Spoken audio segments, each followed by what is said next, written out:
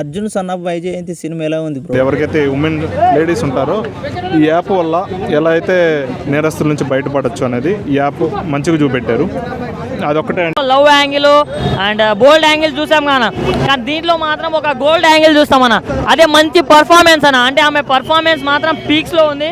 అంటే ఎన్ని రోజులు ఇలాంటి డైరెక్టర్స్ యూజ్ చేసుకోలేరు అన్నమాట ఆ టాలెంట్ ని. సో దీంట్లో ఆమె పర్ఫార్మెన్స్ తోటి ఆమె టాలెంట్ మొత్తం నిరూపించుకుందని చెప్పుకోవచ్చు.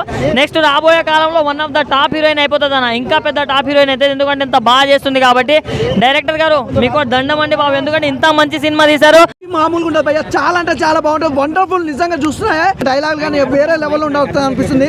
చాలా మంది ట్రోల్ చేస్తారు. ఇప్పుడు రండి వస్తావా ట్రోల్ చేస్తావా? ఏం వస్తావా? ఇప్పుడు నీకు దమ్ముంటే ట్రోల్ చేయ. ఇలాంటి సినిమాలన్నీ చూపిస్తే ఏ అబ్బాయి కూడా ఏ అమ్మాయిని లవ్ చేయడానికి కూడా వెనకాల పడ్డా ఆ రేంజ్లో ఉంది అన్న. నిజమన్నా, నిజంగా ఒక సైకో క్యారెక్టర్గా ఇచ్చాడు. ఒక అమ్మాయిని లవ్ చేయండి టార్చర్ పెట్టే క్యారెక్టర్ కింద అతను కూడా వేసేయడం చాలా అంటే చాలా బాగుంది.